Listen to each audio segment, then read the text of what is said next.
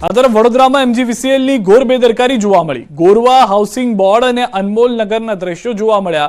Spark સાથે વીજ વાયરો બળીને નીચે પડ્યા। સોસાયટીમાં આતશબાજી થતી હોય તેવા દ્રશ્યો સર્જાયા। રાત્રિ દરમિયાન વીજ વાયરોમાં સ્પાર્ક થતા સ્થાનિકોની ઊંઘ હરામ થઈ ગઈ। છેલ્લા 15 દિવસથી સ્થાનિકો પરેશાન છે। સ્માર્ટ મીટરની વાતો વચ્ચે એમજીવીસીએલની કામગીરી નિષ્ફળ રહી છે। સ્થાનિકોની અનેક રજૂઆત છતાં તંત્ર ઘોર નિંદ્રામાં છે।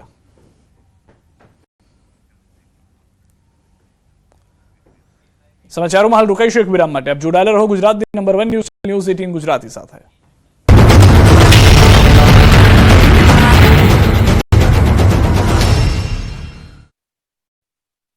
लूबी पंप्स, फ्लो नहीं फोर्स।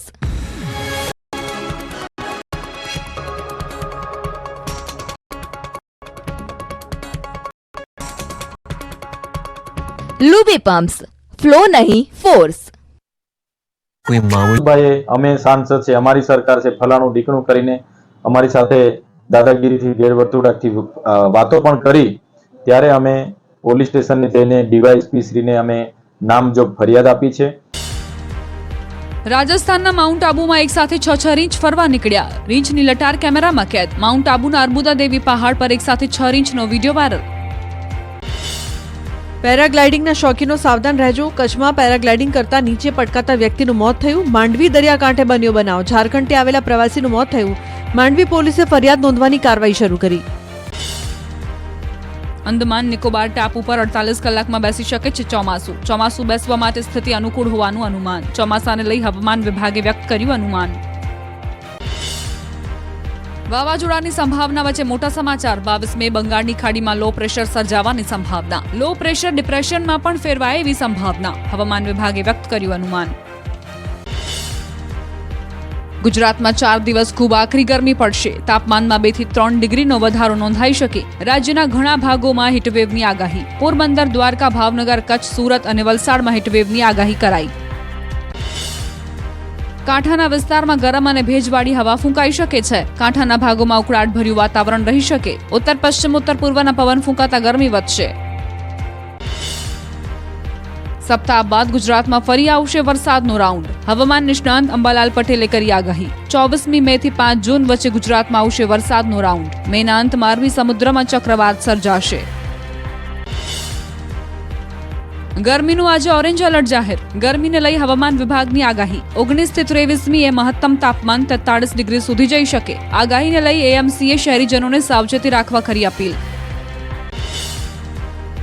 એએમસીએ લોકોને પ્રવાહી લીંબુ શરબત, છાશ, નાળિયેર પાણીનું સેવન કરવાની કરી અપીલ। આહારમાં વધુ પડતું પ્રોટીન અને વાસી ખોરાક લેવાનું ટાળો। લાઇટ કલર અને સુતરાઉ કાપડ પહેરવા અપાઈ સલાહ।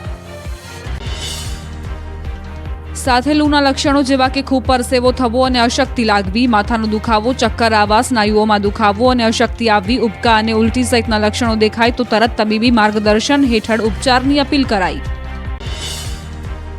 બનાસકાંઠાનું ડીસા ભીષણ ગરમીમાં શેકાયું। ડીસામાં તાપમાનનો પારો 45 ડિગ્રીએ પહોંચ્યો। 3 વર્ષમાં પ્રથમવાર ગરમીનો પારો 45 ડિગ્રી પર। આગામી સમયમાં તાપમાન હજુ વધે તેવી શક્યતા। કાળઝાળ ગરમીમાં લોકો ત્રાહિમામ પુકારી ઉઠ્યા। અરવલ્લી જિલ્લામાં ગરમીનો પારો 44 ડિગ્રી પર પહોંચ્યો। આકાશમાંથી અગનગોળા વરસતા હોય તેવી ગરમી પડી। જિલ્લાના રાજમાર્ગો પર સ્વયંભૂ કર્ફ્યુ જેવી સ્થિતિ સર્જાઈ। અમરેલીમાં કાળઝાળ ગરમી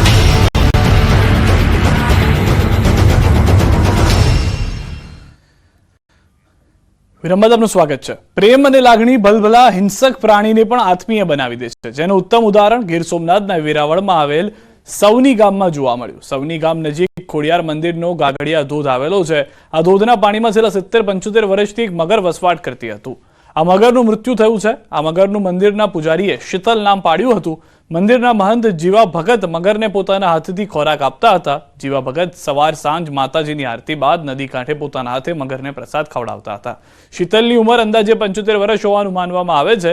ધૂના પાસે આવેલું આ ખોડિયાર માતાનું મંદિર હજારો ભક્તોની આસ્થાનું સ્થળ પણ માનવામાં આવે છે। મગરના પાર્થિવ દેહને અહીં સમાધિ આપવામાં આવી છે। લોકો આ સમાધિના દર્શન કરીને માતાજીનો સાક્ષાત્કાર કરે છે।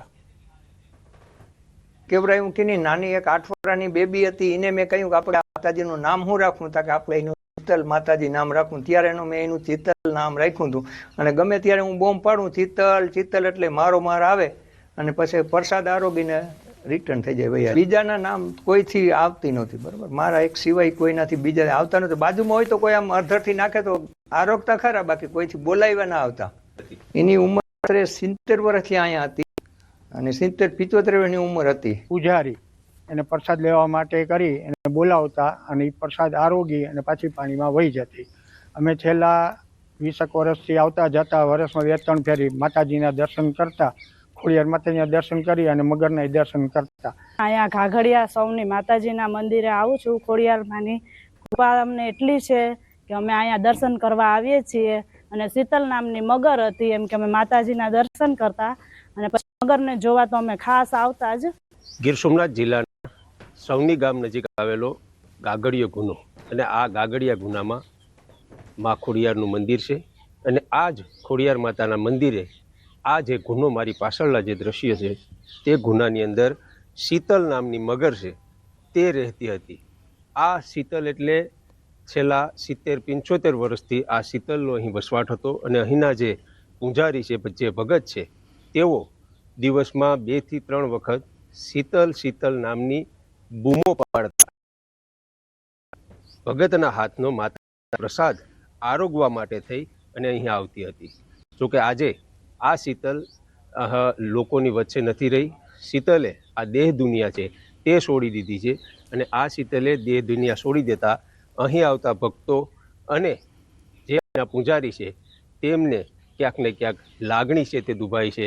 ભાવિ ભક્તો કહી રહ્યા છે કે જ્યારે જ્યારે તેઓ અહીંયા માતાના દર્શને આવતા ત્યારે શીતલ નામની મગરના પણ દર્શન થતા હતા, પરંતુ આજે આ મગર સૌ કોઈની વચ્ચેથી જતી રહી. ત્યારે આ ભક્તો છે તે હવે માતાજીને પ્રાર્થના કરી રહ્યા છે કે શીતલ નામની મગર છે તેમના જે 2 બચ્ચા છે તેઓ ફરીથી એક શીતલની જેમ લોકોને માતાજી સ્વરૂપે દર્શન આપતા રહે તે પ્રકારની ભાવિ ભક્તો છે તે પ્રાર્થના કરી રહ્યા છે. દિનેશ સોલંકી, ન્યૂઝ 18 ગુજરાતી, ગીર સોમનાથ. આ તરફ ગાંધીનગરના કુડાસણ ખાતે ચાઇલ્ડ ડેવલપમેન્ટ સેન્ટરનો પ્રારંભ કરવામાં આવ્યો. રાજ્યસભાના સાંસદ નરહરી અમીનેના હસ્તે પ્રારંભ કરવામાં આવ્યો. દિવ્યાંગ બાળકોને ઓર્થોપેડિક અને ફિઝિયોની દ્રષ્ટિએ જરૂરી સારવાર મળી રહે તેને ધ્યાને લઈ સેન્ટર શરૂ કરવામાં આવ્યું. ત્યારે રાજ્યસભા સાંસદે કહ્યું કે ગુજરાત એક જ એવું રાજ્ય છે જેમાં આયુષ્માન કાર્ડ દ્વારા ગુજરાત સરકાર અને ભારત સરકાર 5-5 લાખ કુલ 10 લાખની સારવાર ગરીબ અને મધ્યમ વર્ગના પરિવારને આપવામાં આવે છે. જે સારવાર આયુષ્માન કાર્ડમાં નથી એવી સારવાર આગામી સમયમાં આયુષ્માન કાર્ડમાં ઉમેરાય તે માટે ગુજરાત સરકાર અને ભારત સરકાર કામ કરી રહી છે. ત્રીજી બ્રાન્ચની એમને શરૂઆત કરી છે. અગાઉ 2 બ્રાન્ચોમાં પણ ખૂબ દૂર દૂરથી તાજેતરમાં તાજા જન્મેલા બાળકો હોય, નાની ઉંમરના બાળકો હોય, એને જે મેડિકલી ફિટનેસ દૂર કરવાની હોય એ દ્રષ્ટિને ધ્યાનમાં રાખીને એમના સેન્ટર દ્વારા ખૂબ જ મહત્વની કામગીરી કરવામાં આવી રહી છે. પ્રતાપ દુધાતનો નિલેશ કુંભાણી પણ પલટવાર. માયનો લાલના નિવેદન પર કર્યો લલકાર. ઘરની બહાર જાય તો